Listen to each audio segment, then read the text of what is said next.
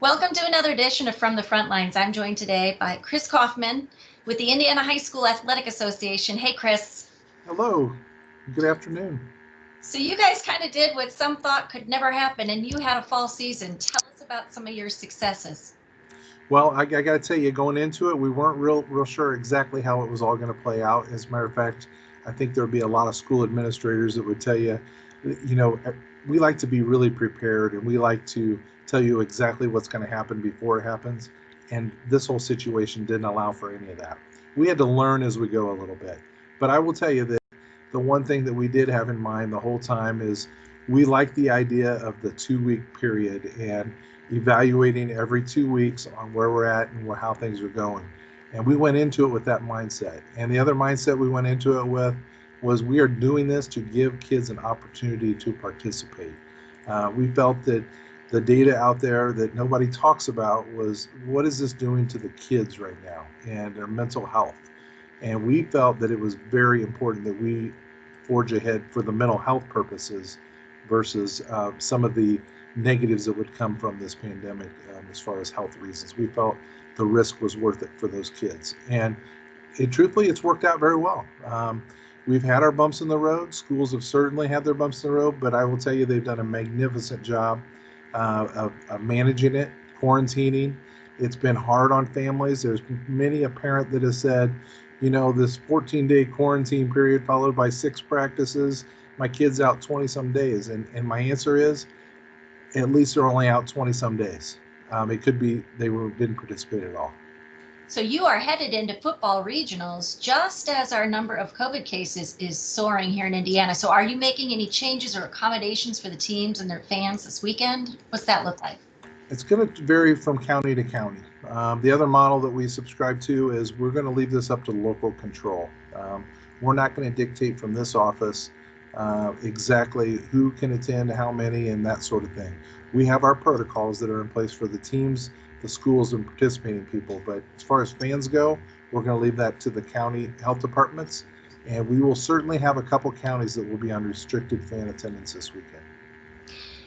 It sounds as though you guys have been working pretty closely with the governor's office. In fact, he made several references to your organization yesterday during his news conference. So what does that working relationship look like, and how often are you guys in contact with one another? We are fortunate to have a open line of communication with the governor's office. They've been terrific. We followed their guidelines. We've taken their lead in several areas, and we've had good conversations on the impact of what occurs and why it occurs. There's nothing that we did to ask for anything from the governor's office other than they wanted to know what impact some of these would have on high school sports. But they've definitely made all their decisions on data, and data is what's driving the discussion. But I will tell you, they've been terrific to work with. They do care about the kids, and so we have that in common. And we've made some great decisions in how we've managed some things going forward. And it's going to look a little different going into the winter. Yeah, let's talk about that, because with fall sports, at least for most of them, besides volleyball, you have the benefit of being able to have those games outdoors. Was there anything that you learned in the fall season that's going to kind of help inform your recommendations for winter sports?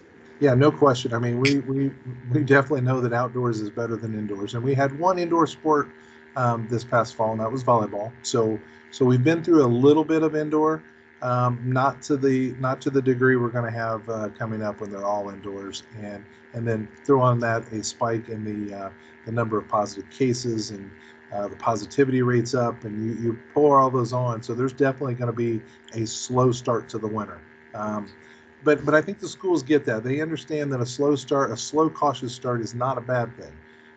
We're going to start off that way, and then hopefully we're going to get to a point where we can manage it better. But like I said in the fall, we're going to learn some things as we move along, and we will adjust accordingly. And I think that you're going to see us be overly cautious to start with, and then we're going to see where it goes from there. Yeah, winter sports, basketball, wrestling, swimming, and gymnastics. Gymnastics, very good. Yes. So what are the recommendations? How do we keep these kids safe? I'm especially thinking of wrestlers, right in each other's face. Right. Well, wrestling, one thing we've learned with wrestling is it's not so much just the one-on-one part that we're overly concerned about. it's when you have a team, you have 20 some kids, they're all standing on the sidelines together in a close area. Obviously, we're gonna make sure that they're spread out. I think the schools will do a good job of that. They understand the social distancing part. I think if you watched our volleyball state finals, you'll even see how we spread out the teams when they were sitting on the benches. We took up more fan seating and ended up spreading people out in a wider area. Um, but I think the one thing that's concerning is whenever you're in an enclosed space, it's just the amount of air that's in there, and that's it. That is a concern. It's a concern for everybody. But we're going to figure that part out, and we're going to work on ventilation systems. And there's just a lot of ways that you have to do things a little different, given what we're going through. Yeah, God forbid that the numbers don't go down and things get worse. What is your threshold for shutting it down? Does a school have to close? We won't. It'll depend. Our our organization is tasked with the oversight of athletics for 410 member schools. Well, whenever you're dealing with 410 schools and they're all in different parts of the state, it makes it very difficult. So you can't make one decision based on one school because you have schools that are in a completely different situation. But what we'll do, we will continue to work with the governor's office and local health departments, and we'll take their lead on recommendations on what they feel is safe and is not safe, and then we'll evaluate it from there. Truthfully, even when we shut down past spring, it was really the lead of the governor's office to shut down schools. And when schools shut down, that really we're an education first entity, and so we believe in the student athlete, and education comes first. So when education went by the wayside, then and the facilities closed, that pretty much shut us down. So I think you'll see something similar to that if it would happen again. Well, we've certainly learned a lot more than we knew back in March when the kids lost their spring season. Then we've talked fall, we've talked winter. I know it's hard to project, but is it possible for those kids who play spring sports to have any hope that they'll be able to do that this year? They'll get their season back? I think spring, from everything, the indications that we're getting now, and who knows and who can predict, we're not any good at it either. I don't think anybody's done this so far. So, but I would tell you that I am hopeful for the spring. I oversee the sports of golf and tennis, and we just finished them up in the fall. But most spring sports, all of them, being outdoors, big help.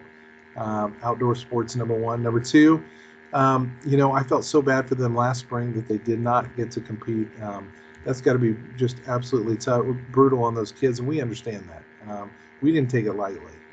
But I think we're going to do everything in our power to make sure that this spring goes off without a hitch. Good to hear. Anything else you want to add, or you want parents or student athletes to hear from you guys?